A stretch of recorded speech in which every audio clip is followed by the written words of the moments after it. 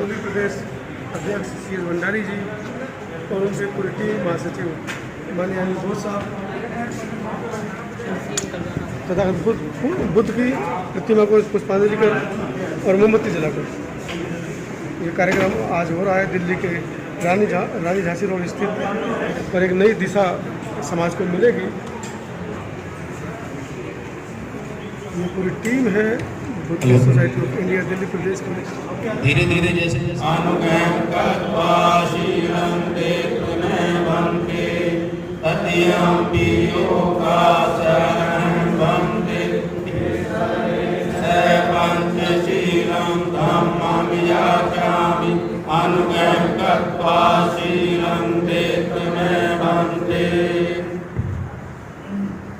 यहं वदामि तं वदेथ।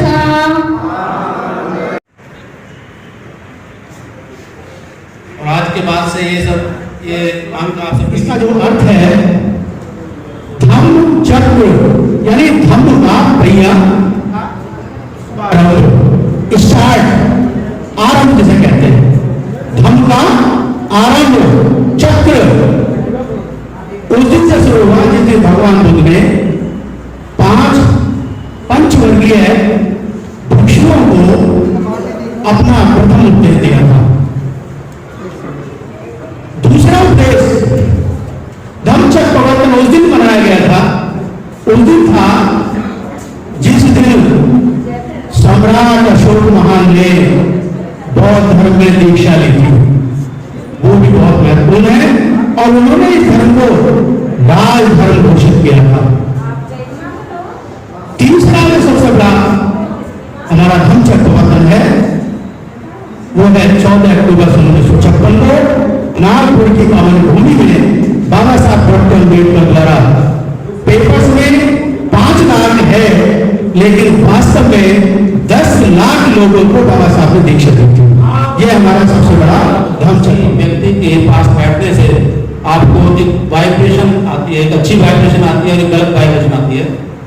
तो हर आदमी के पास बैठना पसंद नहीं करता।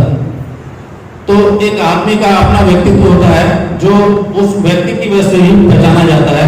तो भगवान बुद्ध उनके पास पहुंचते हैं तो जो उन्होंने सोचा था, समझा था या जो वो सोच रहे थे वो सब धरा रह जाता है और वो अपने आप ही कोई भगवान बुद्ध के उसको जो दान उसका वो भिक्षा पाता था उसको पकड़ता है, कोई उनके चरण के लिए पानी के पैर धोता है, कोई उनके लिए आसन बिछाता है, क्योंकि भगवान बुद्ध को ज्ञान प्राप्त हो गया था और उनके आसपास चलने वाला, उनके आसपास में रहने वाला आदमी प्रभावित हुए बिना रह ही नहीं सकता था। जब वो वहाँ पहुंचे उनका जो प्रकाश था वो उससे इतने प्रभावित हुए और वो जो दिन था उस दिन को पहला ऐतिहासिक धम्म चक्र प्रवर्तन दिवस के नाम से हम जानते हैं, जो वो आज का दिन आषाढ़ पूर्णिमा के नाम से। गौतम बुद्ध का जो धम्म चक्र प्रवर्तन है ये समाज में समानता लाने के लिए, एकता लाने के लिए, निस्वार्थता लाने के लिए और भाईचारा पैदा करने के लिए तथागत गौतम बुद्ध का ये धर्म भारत का पूरे विश्व का धर्म है और ये अंतर्राष्ट्रीय धर्म है और हिंदू धर्म से कई गुना बड़ा ये धर्म है। बुद्ध का नाम दिनों में भी सोमवार मंगल बुद्ध में भी आता है और जो ग्रह पर आता अंतरिक्ष में उनमें भी एक ग्रह का नाम बुद्ध का है। तो बुद्ध धर्म एक क्रांति, सामाजिक क्रांति को लाने वाला धर्म है और मैं आपको बताना चाहता हूं कि जिस प्रकार हिमालय से मिलने वाली धारा को दुनिया की कोई भी ताकत समुद्र में मिलने से नहीं रोक सकती, उसी प्रकार दलितों को, शूद्रों को और अनुसूचित जाति के लोगों को भारत में कोई भी दुनिया की ताकत बौद्ध धर्म में आने से नहीं रोक सकती। गौतम को ये याद होना चाहिए कि सिद्धार्थ गौतम कपिलवस्तु के राजा सुदोधन के पुत्र थे और उनका जन्म 563 ईस्वी हुआ था और उन्होंने 29 वर्ष की अवस्था में ग्रह त्याग किया था, जिसे हम महानिष्क्रमण कहते हैं।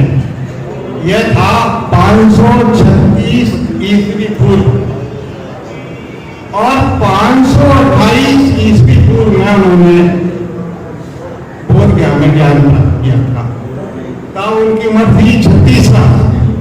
29 वर्ष में ग्रेटा किया और 36 वर्ष में उन्होंने ज्ञान प्राप्त किया। और ज्ञान के विषय में हमारे पूर्ववक्ताओं ने बहुत अच्छी तरह से बता दिया है। सत्य ज्ञान, जिसे हम वैज्ञानिक ज्ञान कहते हैं, केवल भगवान बुद्ध ही ऐसे महामानव पैदा हुए हैं भारत में जिन्होंने सत्य ज्ञान दिया है। एक साधन बौद्ध धर्म लक्ष्य नहीं है, समझ रहे हो। और खासकर भारत के अंदर बौद्ध धर्म ब्राह्मणवाद किसी जातिवाद नहीं है। ब्राह्मणवाद एक मिशन है, एक फिलॉसफी है जिसके विचार हैं असमानता पर आधारित है। ये ब्राह्मणवाद जिसका नया नाम मनुवाद दे दिया गया है, उसको खत्म करने का बुद्धिज्म में साधन है। और उसके लिए हमें संख्या करना पड़ेगा। आज से 70 साल पहले कितने बुद्धिस्ट सोसाइटी की शाखाएं थी, आज को देखने को नहीं मिलती। और उसका रिजल्ट परिणाम देख रहे हैं। हम बहुत से जात पात को खत्म करने में लगे हैं। देखो भाई साहब, मेरे अलग विचार है, मैं बुद्धू हो सकता हूँ, लेकिन इस दुनिया में भारत के अंदर कोई भी माई कला जात पात को खत्म नहीं कर सकता। काश चीजों के बिना ये इतिहास बन चुका है।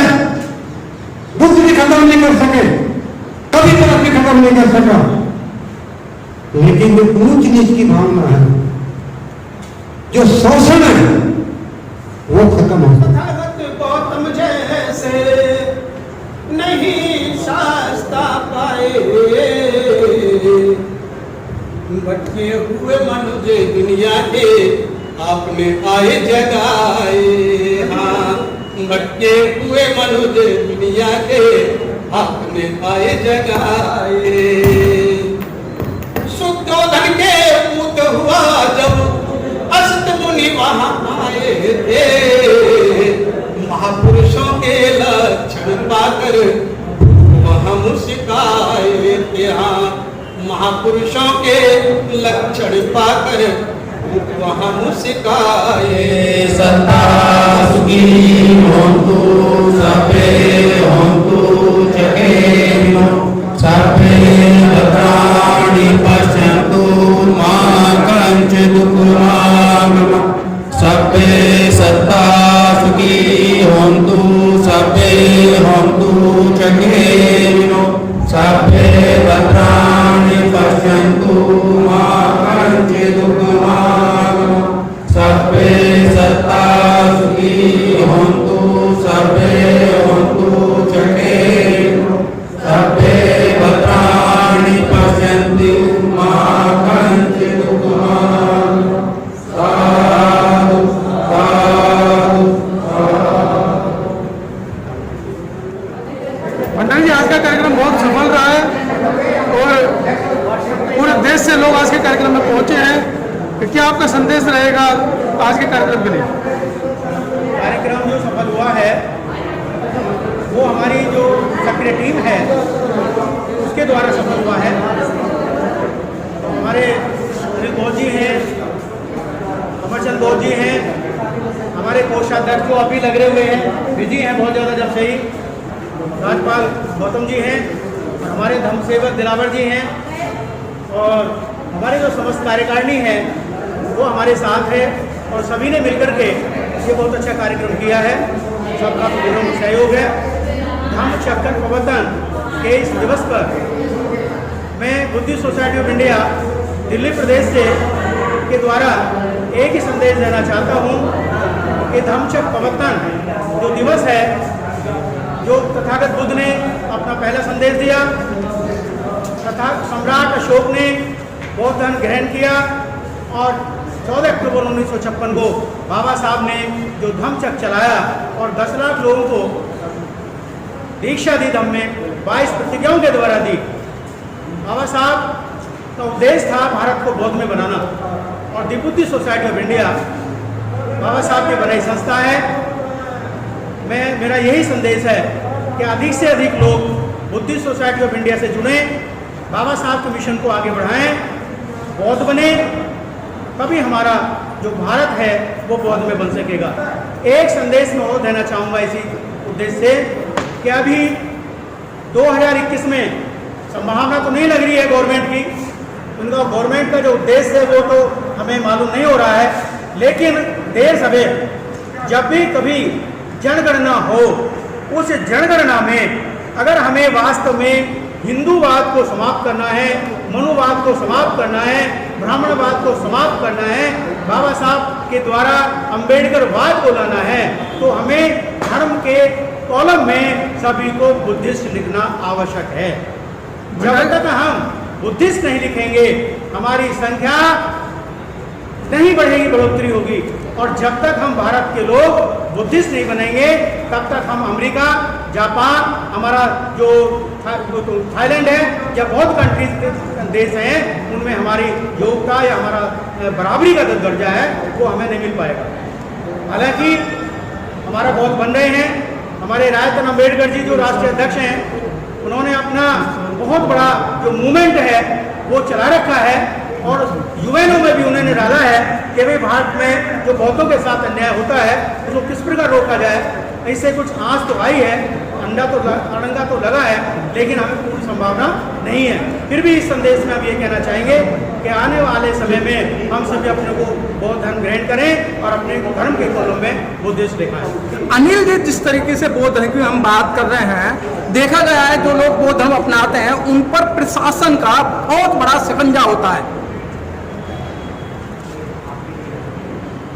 आप बिल्कुल सही कह रहे हो इसमें, लेकिन शिकंजा गवर्नमेंट का उन्हीं लोगों को होता है जिनका संगठन मजबूत नहीं होता। हम सरकार के काफ़ी हद तक हम शोषण का शिकार हैं और अभी से नहीं, पिछले 70 सालों से हम हमेशा शोषण का शिकार रहे हैं। लेकिन जैसे जैसे हमारी संस्था दिन पर दिन कार्य करती जा रही है, बढ़ती जा रही है, हम कोशिश कर रहे हैं कि सरकार को अपनी बातें मनवाने पर राजी करें। हम बौद्धों के लिए एक अलग से एक प्रस्ताव पहले भी कई बार चला है, विक्टों ने भी इस चीज़ को उठाया है कि हम अपना एक अलग से कोई कार्य प्रणाली बौद्धों के लिए हम सरकार से मंजूर कराएं। तो आने वाले समय में जैसे आप लोग हैं और हमारे परिवार के या हमारे मोहल्ले समाज के हम लोगों के साथ होंगे, संगठन हमारा मजबूत होगा, तो हम लोग अपनी पुरजोर आवाज़ सरकार तक पहुंचाएंगे और निश्चित रूप से सरकार हमारी बात मानने को बाध्य होगी और हम आम लोगों की तरह जैसे जिनकी जो दूसरे वर्ग के लोग भी रहे हैं, हम भी उसी स्थिति में निश्चित रूप से आ जाएंगे। भंडारी जी, क्या कारण है कि जो भी प्रोग्राम होता है उसके अंदर बुजुर्गों की तादाद ज़्यादा होती है, वहाँ महिलाओं की भी तादाद नहीं होती है, वहाँ जो युवा हैं जिनको सिखाना चाहिए वो सीखना नहीं चाहते या आप लोग उन्हें सिखाना नहीं चाहते? देखिए, इसमें हमारे बुजुर्ग और हमारा जो मिशन है वो भी थोड़ा सा दोषी है कि हम सही जो जड़ है युवा वर्ग हम उसको नहीं पकड़ पा रहे हैं। लेकिन हमारा जो युवा वर्ग है वो अभी भ्रमित है, और वो नहीं चाहता इन बातों में ध्यान रखना कि भगवान बुद्ध की तरफ बढ़ा जाए या बाबा साहब की तरफ बढ़ा जाए। अभी जो 2 अप्रैल को क्रांति हुई थी, उस क्रांति में 2016 में जो क्रांति हुई थी उसमें हमारा युवा वर्ग सबसे आगे था और हम ये चाहते थे कि भाई हमारा कोई क्रांति इतनी बड़ी हो ही नहीं सकती थी, लेकिन 2 अप्रैल 16 को जो सबसे बड़ी क्रांति हुई वो हमारी युवाओं की क्रांति थी। तो कहीं ना कहीं उसमें जो हमारी सोसाइटियां हैं, मैं तो खुद ही दोषी मानता हूँ बुद्धिस्ट सोसाइटी को भी, कि हम उस जड़ तक नहीं पहुँच पा रहे हैं अभी तक जो युवाओं को बल दे सके। प्रयास तो हम करते हैं बहुत ज़्यादा, लेकिन हमारे बुजुर्गों में जो सीनियर आदमी हैं उनमें थोड़ी सी भी एक कमी है कि वो खुद तो स्टेज पर आते हैं, भाषण भी देते हैं, बात भी करते हैं, लेकिन जो बात आज यहाँ सुन के गए हैं वो बात अपने बच्चों को नहीं बताते। अगर वो बात अपने बच्चों को बताएं, अपनी पत्नी को बताएं कि यहाँ क्या हुआ, तो वो बहुत ही अच्छा होगा। एक सबसे बड़ी कमी और थोड़ी सी हम महसूस कर रहे हैं जो इस साल से हम चाहते हैं कि इस साल से हम उनसे दूर करें। हम प्रशिक्षण शिविर लगाने की प्रयास करेंगे आपके। जब तक प्रशिक्षण शिविर नहीं लगेंगे तब तक हमारे बच्चों में उत्साह नहीं बढ़ेगा।